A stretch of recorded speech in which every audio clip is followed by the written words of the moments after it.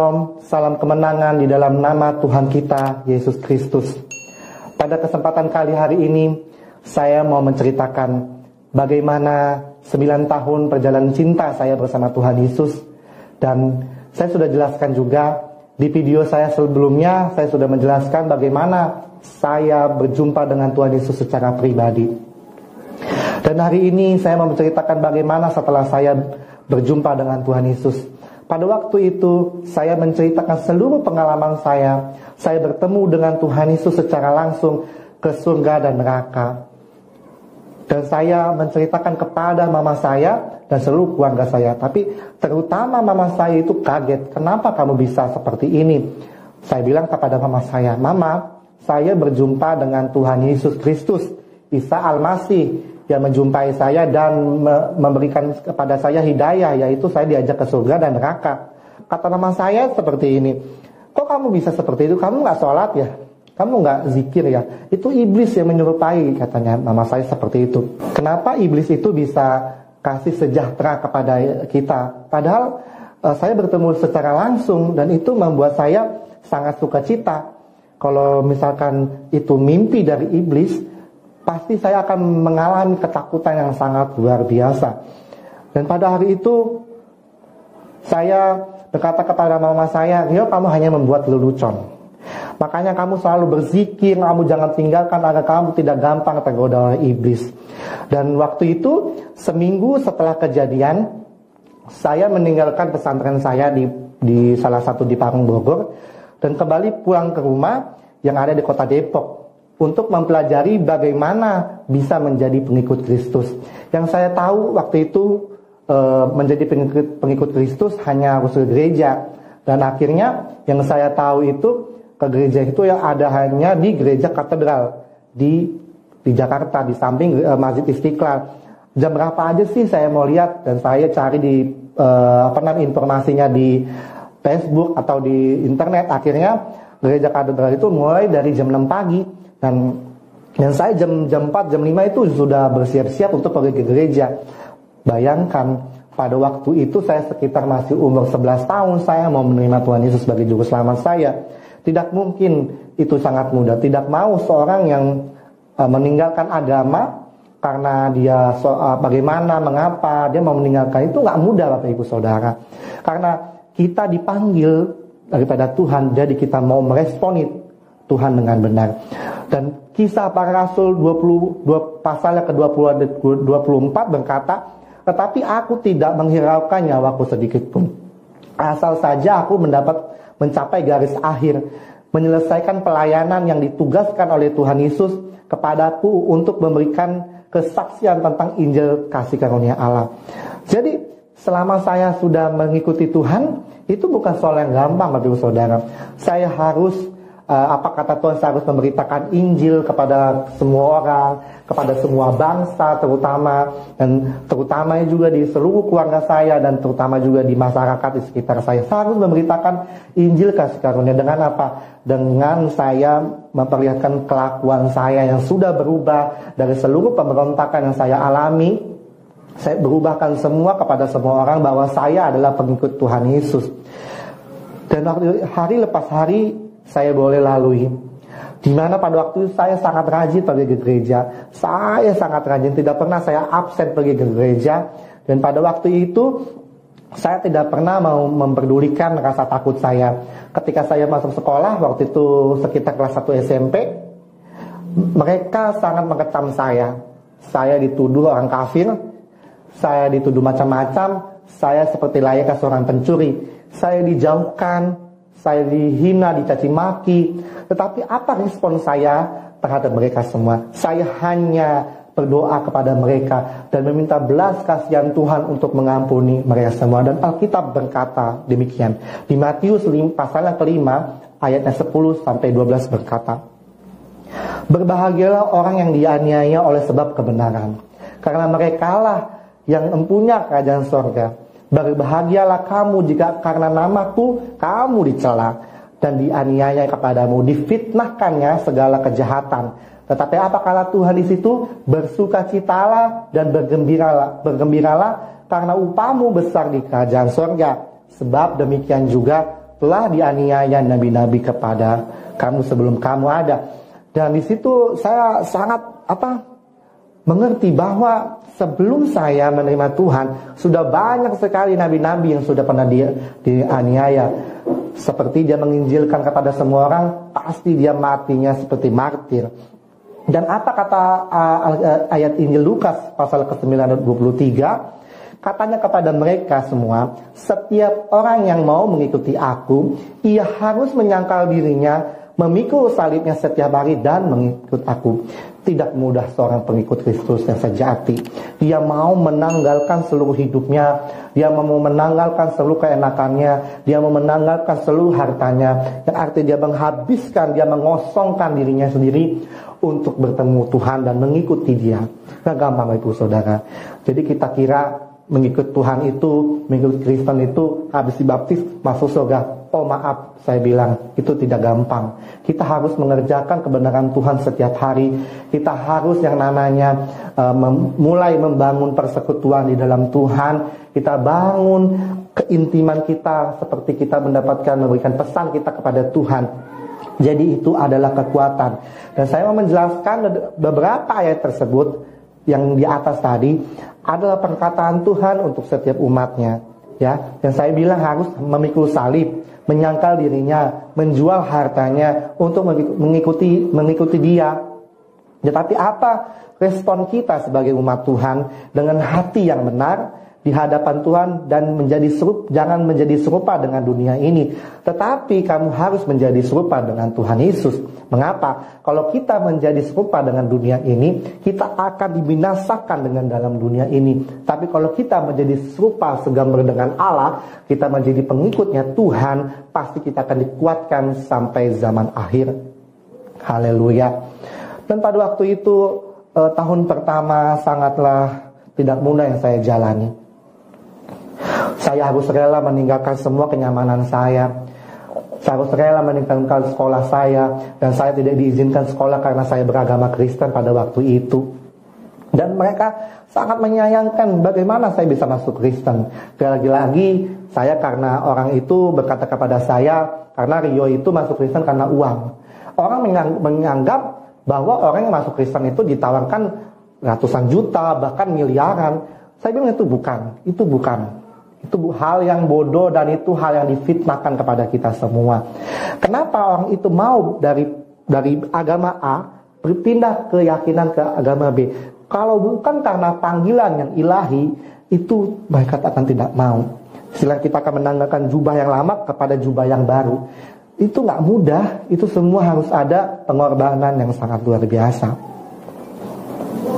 Tetapi di Alkitab berkata di Yakobus pasal ke-1 sampai ke-12 mengatakan, berbahagialah orang yang bertahan dalam pencobaan, sebab apabila ia sudah tahan uji, ia menerima mahkota kehidupan yang dijanjikan Allah kepada barang siapa yang mengasihi dia. Jadi barang siapa di sini mengatakan barang siapa bertahan dalam pencobaan. Pencobaan itu banyak Bapak Ibu Saudara. Dari pencobaan rumah tangga, pencobaan dalam sekolah, masa studi, keuangan, apapun dalam segala hal kita dapat pencobaan, tapi tidak akan melebihi dari kekuatan kita sendiri. Mengapa? Karena Tuhan akan menjanjikan itu mahkota yang nanti kita akan terima pada waktu kita menjadi pengantin yang menjadi mempelainya ketika kita mengakhiri kehidupan ini di bumi. Dan kehidupan di bumi ini bukan hanya mudah. Dan kehidupan di bumi ini hanyalah sementara. Kita hanya menumpang. Dan kita menumpang, tapi kita punya Tuhan yang mengajak kita dalam kebenaran, yaitu Yesus Kristus. Dan hari demi hari saya jalani dengan penuh keimanan. Saya percaya ketika saya merespon panggilan Tuhan ini, jalan saya tidak akan salah. Tetapi ketika saya bersama Tuhan Yesus, hidup saya semakin dikuatkan.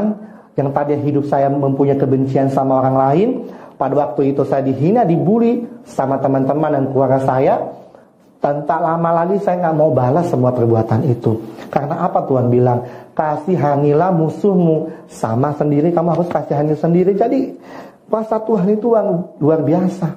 Ya, ketika kita sudah berpindah keyakinan, kita memilih dan menetapkan keyakinan kita kita ditetapkan sebagai anak-anak Allah, kita mempunyai kasih yang abadi dalam hidup kita itu. Dan saya mau menceritakan, dan semua ini sudah selesai dalam 8 bulan, dan saya semakin memantapkan keimanan saya dan kepercayaan saya kepada Tuhan Yesus Kristus. Dan selama itu saya diubahkan secara luar biasa dari emosian saya, dari segala macam hidup saya yang berantakan. Saya nakal, saya pulang selalu pagi. Kenapa saya bisa seperti itu? Karena saya kehilangan sosok papa, saya kehilangan sosok ibu, saya kehilangan sosok kasih sayang. Tetapi ketika saya sudah berada dalam kasih Tuhan, maka kasih Tuhan itu yang akan mengalir dari hidup saya. Ketika kasih Tuhan itu mengalir dalam hidup saya dipegang oleh tangan kanannya. Setelah itu saya banyak sekali penolakan yang sangat ajaib, yang sangat luar biasa menurut saya. Penolakan itu dari keluarga saya, dari teman-teman saya, dari masyarakat sekitar, dan mereka tidak mau saya masuk Kristen. Dan mereka bilang karena Rio Firmansyah masuk Kristen karena uang. Sekali lagi di sini saya mengatakan saya masuk Kristen bukan karena uang. Saya memiliki Kristen ini karena Tuhan Yesus Kristus yang menjumpai saya secara pribadi, ya kan? Jadi saya mau ikut dia. Dan demikianlah setelah saya waktu mau dibaptis, Roma pasal ke-6 ayat 4 mengatakan demikian. Dengan demikian kita telah dikuburkan bersama-sama dengan dia oleh baptisan dalam kematian, supaya sama seperti Kristus yang telah dibangkitkan dari antara orang-orang mati dalam kemuliaan Bapa, demikian juga kita akan hidup dalam hidup yang baru. Jadi apa arti baptis ini? Baptis adalah sebuah bentuk lambang, yang lambang pertobatan, yang artinya dalam bahasa Yunani yaitu baptiso, yang artinya melambangkan pembersihan dosa secara melambangkan kematian bersama Kristus dan bangkit bersama Kristus juga. Itu yang menjadi hidup baru bersama Tuhan. Tetapi orang bilang ikut Tuhan Yesus dibaptis selamat. Itu tidak bisa. Kita harus mengerjakan, sekali lagi di sini saya mengatakan, kita harus mengerjakan kebenaran kita setiap hari. Kita harus memikul segala permasalahan hidup kita. Kita hanya dicobai di dalam dunia ini, tapi Tuhan bilang pencobaan itu tidak akan melebihi dari kekuatanmu. Asalkan kita mendasari hidup kita dalam firman Tuhan. Ketika kita menyerahkan dan mendasari hidup kita bersama firman Tuhan dan bersama Allah, Allah turut bekerja pada hidup kita semua. Dan pada waktu itu 1 tahun saya berjalan sebagai orang Kristen. Mama saya bingung, kenapa setiap minggu saya berada di rumah tidak ada, jam 6 saya sudah menghilang. Dan mama saya berkata gini sama mama saya, karena pada waktu itu saya bilang begini, saya pergi ke tempat main, itu di mall. Padahal dalam hati saya belajar firman Tuhan pada waktu itu. Karena waktu itu saya masih anak-anak, dan saya nggak berani mau berkata saya pergi ke gereja. Saya masih ada takut. Tapi di mana saya harus menyatakan kebenaran itu kepada seluruh keluarga saya. Ketika saya sudah dibaptis, waktu itu saya dibaptis oleh Bapak Gembala saya, Bapak Pendeta Dr. Yesaya Pariaji di Jakarta Utara, dan baptisan itu sangat banyak, dihadiri dengan 1000 orang, dan saya dapat nomor waktu itu malam, jam 8 malam selesai, jam 10 selesai baptisan. Nah, akhirnya saya dibaptis menjadi ciptaan baru di hadapan Tuhan, dan akhirnya saya dikasih nama oleh Bapak Gembala saya itu Filipus, yang dimana ketahui juga Bapak Gembala saya bukan seorang Kristen dari dulu. Dan Bapak Gembala saya adalah seorang Muslim yang taat, tetapi oleh kasih karunia Allah dia bisa diselamatkan. Haleluya, sekali lagi seperti itu. Dan akhirnya saya disidang oleh keluarga saya. Kenapa saya bisa seperti itu? Mereka makin geram, mereka makin marah. Kenapa saya bisa masuk Kristen? Mereka sangat bingung dan ketakutan. Kalau saya bisa masuk Kristen, nanti mama saya bisa masuk neraka. Itu mungkin itu doktrin atau pengajaran mereka semua. Dan saya berkata, di dalam Yesus ada keselamatan. Dan di Az-Zukhruf juga mengatakan Isa adalah jalan yang lurus, ya kan? Dan akhirnya saya mengatakan kepada keluarga saya, ya saya dibaptis. Saya selama ini ke gereja, pada waktu itu sekitar umur saya 12 tahun atau 13 tahun. Saya mengatakan ya, saya pergi ke gereja setiap minggu, saya belajar tentang yang hal-hal yang rohani. Saya pergi ke gereja, saya pergi ke keagamaan remaja, saya di lingkungan juga ikut ibadah. Tetapi mereka semua makin menolak saya. Dan mereka sangat marah dan tetap gentar pada hidup saya kan. Akhirnya saya disidang di satu keluarga. Saya disidangkan oleh paman saya sendiri. Waktu itu ketika saya bilang baptis, saya menerima cambukan. Cambukan itu seperti kabel, seperti segini. Cambuk itu dicambuk ketika saya sudah pulang baptis. Betapa saya sangat mengerikan. Saya sakit, tangan saya, badan saya semua saya dicambuk. Bayangin, setiap saya mau pergi ke gereja, saya itu dicambuk Bapak Ibu Saudara. Ya bersyukurlah kalau kita bisa ke gereja dengan leluasa. Itu artinya jangan sia-siakan. Tapi bagaimana perjuangan yang kita sebelumnya, para martir yang menginjil ke sana sini, yang masuk penjara, yang dihina, bahkan dia mati, yang digantung, bahkan tidak sedikit pun dibunuh. Itu para martir dan para penginjil. Begitu demikianlah juga hidup kita. Kita jangan pernah takut untuk menginjil kepada siapapun. Kita harus didasari dengan hikmat dan harus didasari dengan firman Tuhan juga. Dan pada waktu itu saya bilang kepada om saya, ya saya masuk Kristen pada waktu itu. Dan akhirnya tangan saya diikat seperti layaknya pencuri.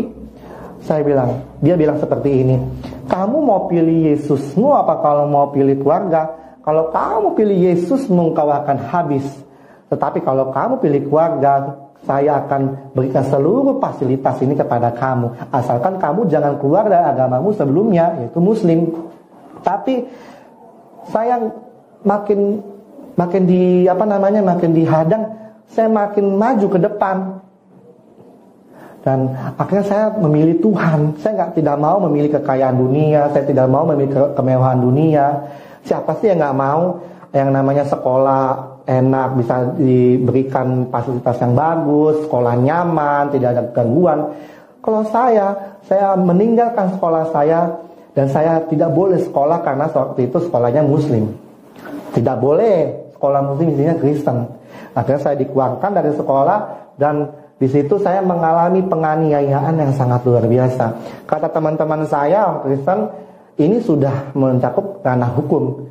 Ayo kita bawa dia ke ranah hukum. Tapi sekali lagi dengan kasih Tuhan yang sangat luar biasa. Saya tidak pernah mau mengadu kepada kepolisian juga. Saya hanya mengadu kepada Bapa saya di surga, yaitu Tuhan Yesus Kristus. Saya hanya mau mendoakan, saya hanya mau memberikan dia berdoa dan kasih Tuhan, sehingga diri saya sendiri bisa mendapatkan damai sejahtera yang hidup. Nah, akhirnya mereka menyuruh saya keluar dari rumah. Saya bukanlah seorang enak Bapak Saudara. Mengikut Tuhan itu bukan seorang enak. Kita harus rela meninggalkan segala kenyamanan kita semua kepada orang lain. Dan tapi setelah saya menjalankan selama 1 tahun menjadi murid Tuhan, dan semua itu menjadi curiga kepada saya, dan seluruh keluarga saya menjadi tidak tahan lagi. Dan akhirnya mereka mengusir saya pada waktu itu. Bayangkan, pada waktu itu saya diusir. Kenapa saya harus seperti itu? Dan mama saya berkata sama om saya, tidak bisa, kami tidak mau menerima kamu di sini karena kamu beda keyakinan. Kamu tidak pantas ada di sini. Nah, akhirnya selama 1 tahun lebih saya mengalami penganiayaan itu. Lebih dari 1 tahun Bapak Ibu Saudara. Bayangkan, saya tidak sekolah karena saya agama Kristen waktu itu, tidak dikasih apa-apa, saya hanya dianiaya. Bahkan hari Minggu pun saya dijegat oleh keluarga saya. Tapi saya jegat dan saya boleh pulang jam 5. Yang diketahui pada jam 5 itu ada ibadah jam 6 sore. Waktu saya sudah dihina, saya dipukuli, saya diancam. Saya jam 6 sore itu saya pergi ke gereja. Apa yang saya lakukan di gereja? Saya bukan menceritakan keburukan keluarga saya kepada orang lain. Tetapi saya hanya berdoa di altar Tuhan dan memohon ampun atas apa yang saya lakukan, dan memberkati mereka semua yang berbuat jahat kepada saya. Saya hanya menangis, saya hanya berdoa kepada mereka semua. Itulah yang saya bisa pada waktu itu yang saya jalani.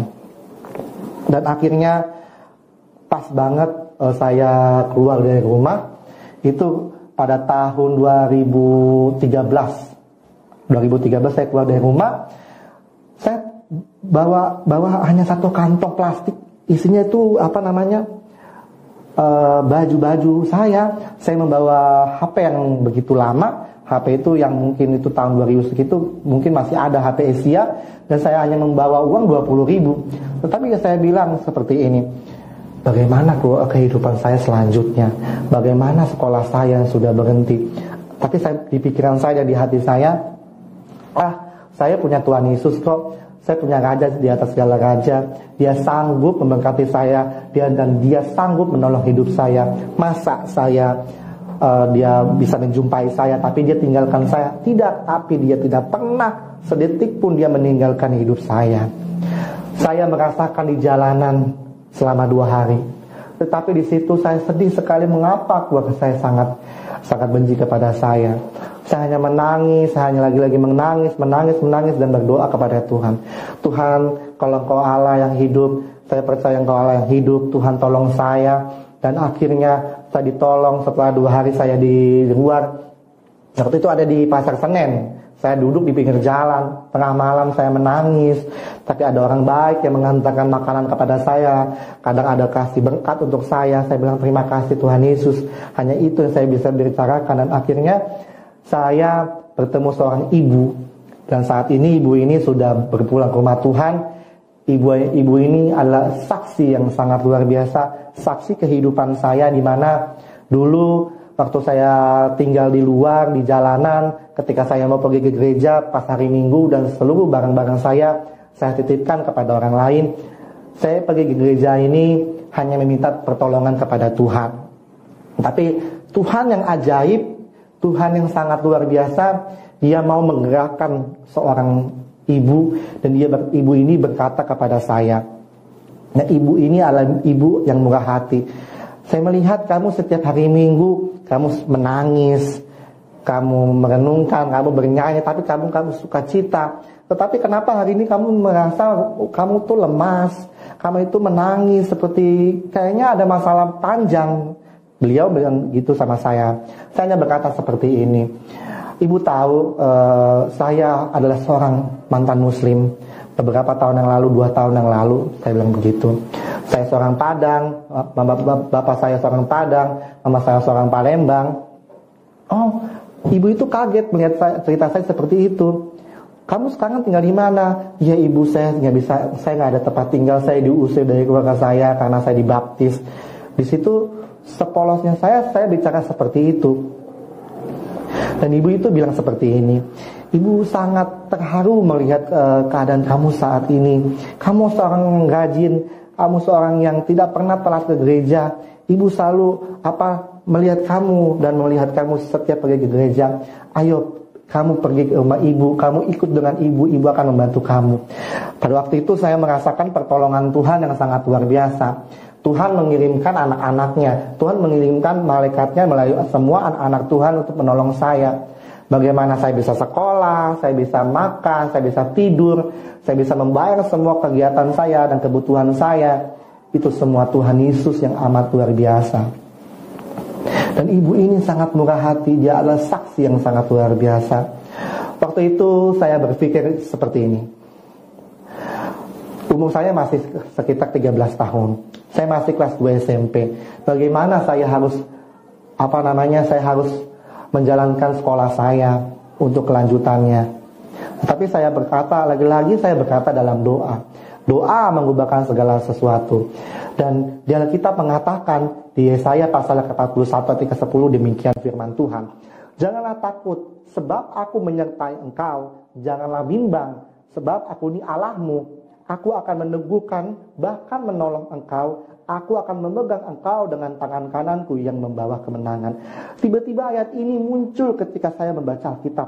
Dan pada doa malam, di jam 2 malam saya berdoa, saya menangis berlutut. Tuhan tolong saya, Tuhan tolong angkat kehidupan saya. Dan ayat ini jelas-jelas mengatakan, janganlah takut, sebab aku menyertai kamu. Di situ hanya saya berdoa, Tuhan, saya masih SMP. Bagaimana saya melanjutkan kehidupan saya selanjutnya?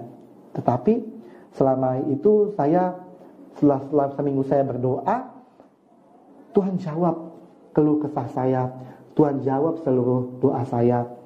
Hari Minggu saya beribadah lagi-lagi.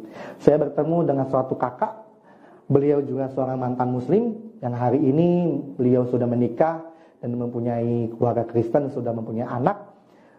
Beliau adalah seorang dokter yang kedua kali menolong ke sekolah saya, dan ada satu pendeta yang menolong saya juga untuk memberikan saya biaya sekolah. Dan waktu itu saya bersekolah sampai selesai di waktu SMP.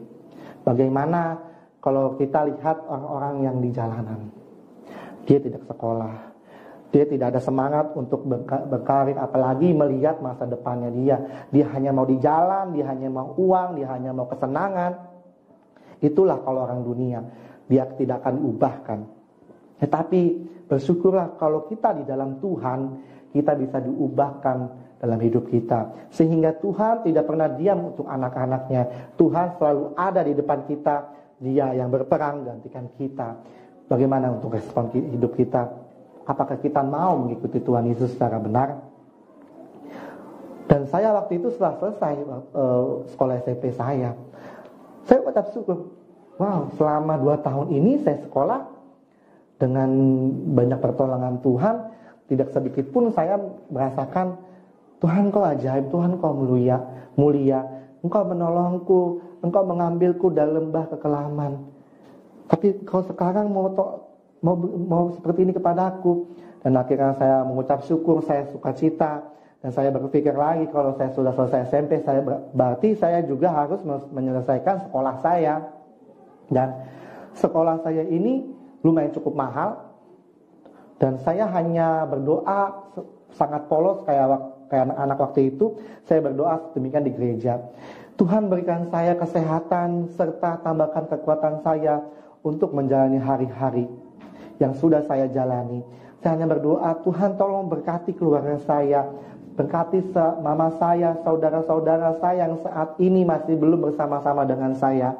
Namun saya yakin dan percaya Tuhan saya Tuhan yang hebat. Tuhan Yesus akan bekerja untuk saya serta menyelesaikan pergumulan ini. Iya Bapa, saya berterima kasih kalau saya sudah lulus yang SMP. Saya percaya Engkau Tuhan yang adil, yang mau membantu saya. Tetapi kini saya harus melanjutkan pendidikan saya. Dan saya yakin Tuhan akan memberikan sekolah yang baru, yaitu SMA yang saya percaya akan ini. Amin. Itu doa saya waktu itu.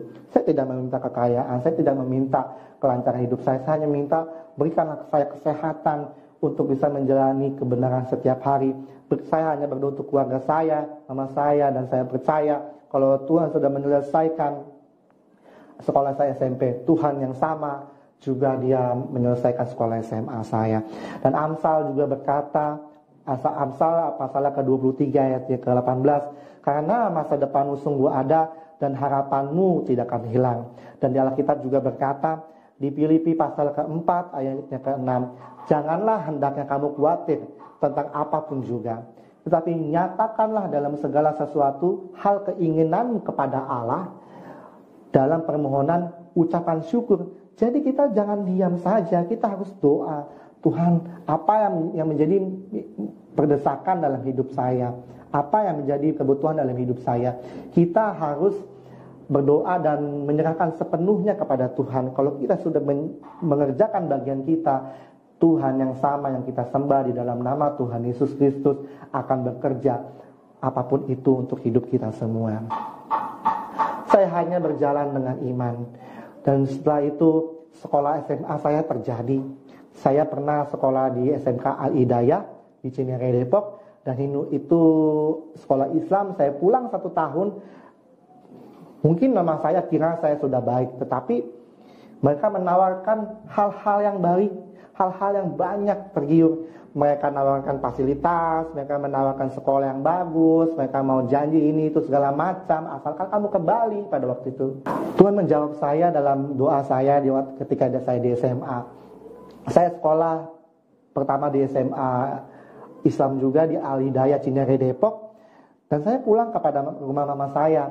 Mungkin mama saya berpikir saya ini sudah berubah selama sekitar 6 tahun saya sudah pergi dari rumah. Ditelepon saya, suruh saya pulang. Itu jawaban pertama. Tetapi mama saya dan keluarga saya mengatakan, ikutlah Tuhan yang pernah kamu dulu, yang kamu percayai. Saya akan memberikan kamu sekolah yang bagus, sekolah yang baik, apapun itu, fasilitas semuanya.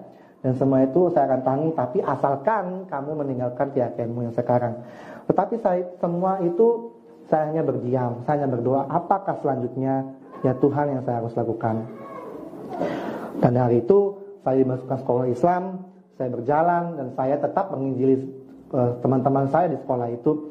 Saya menceritakan betapa Tuhan Yesus sangat ajaib, Tuhan Yesus sangat mulia. Saya seorang Kristen yang bisa sekolah di Islam pada waktu itu, tapi sekolah itu tidak akan bertahan lama. Tapi mama saya dihasut kepada keluarga saya. Kamu itu dibohongi oleh Rio. Rio itu tidak akan berubah sampai kapanpun. Paman saya seorang kiai, dia menerawang kehidupan saya, melihat kehidupan saya bahwa Rio ini yang ada yang menjaga. Dan mereka bilang, ini adalah suatu jin atau iblis.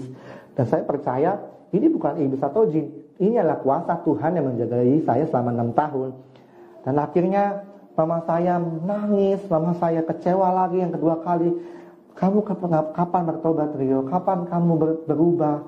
Kami masih menantikan kamu berubah dan bertobat dan kembali ke jalan Allah Subhanahu wa taala.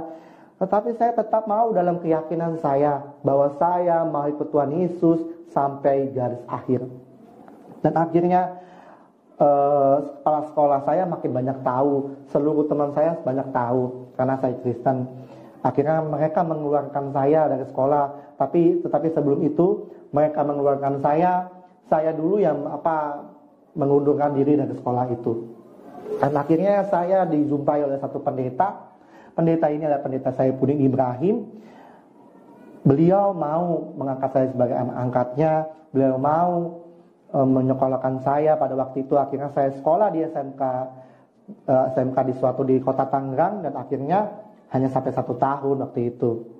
Dan akhirnya saya tidak pernah mau khawatir lagi. Bagaimana? Saya percaya burung-burung di udara Tuhan akan pelihara. Bagaimana dengan kehidupan saya? Pasti Tuhan Yesus akan pelihara hidup saya.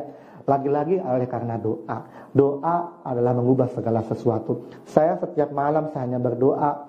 Saya menangis, saya membaca firman-Nya. Tuhan, Engkau akan sediakan bagimu segala macam sesuatu untuk hidup saya. Dan di selang-seling saya sekolah SMA, saya juga sudah menyelesaikan sekolah Alkitab saya, yaitu di Sekolah Teologi Bethel Extension di Jakarta di cabangnya Petamburan. Betapa sangat luar biasa ketika kita mau merespon Tuhan secara benar. Yang tadinya kita seorang yang jahat, Tuhan mau mengambil kita semua menjadi anak-anaknya. Saya bisa sekolah dari SMP, SMA. Bayangkan selama 6 tahun itu bukan waktu yang enak. Saya mengalami penderitaan yang sangat luar biasa. Tetapi saya mau bertahan dalam iman. Karena apa? Dengan iman, saya mau membuka hati saya mau bersekutu bersama Dia setiap hari. Dan akhirnya ada lagi seorang malaikat Tuhan yang sangat luar biasa. Itu seorang dokter. Mereka mau membantu saya.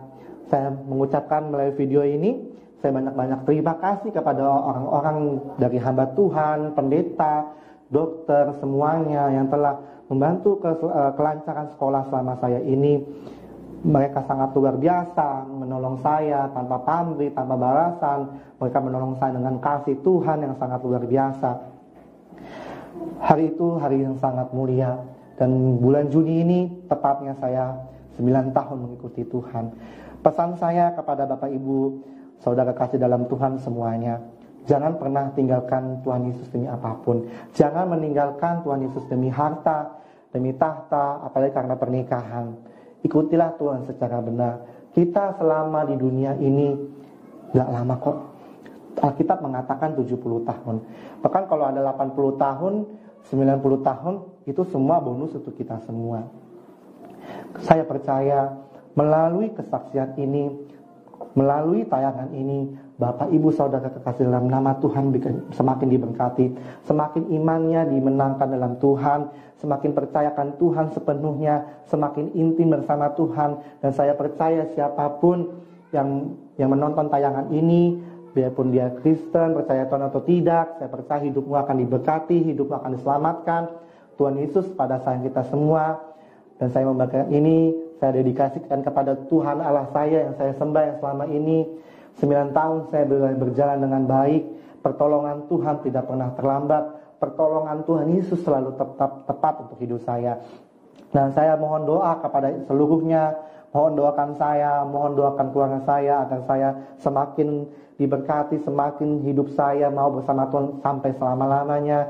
Dan doakan saya juga mau melanjutkan sekolah teologi saya, di mana kemarin saya sempat juga berhenti sekolah teologi karena masalah keuangan. Dan saya percaya saya tidak akan kecewa begitu banyak, tapi saya percaya ketika saya kecewa, saya mau mengampuni mereka semua dan saya mau menyerahkan seluruh pergumulan saya bersama Tuhan. Ketika saya menyerahkan semua pergumulan saya bersama Tuhan, Tuhan Yesus yang adil dan hidup saya yang ada di depan saya. Terima kasih banyak yang telah menyaksikan video tayangan ini. Jangan lupa share, komen, dan subscribe tayangan ini agar saya semakin banyak memberikan video share tentang renungan, tentang kehidupan pribadi. Sekali lagi sangat berterima kasih. Tuhan Yesus memberkati.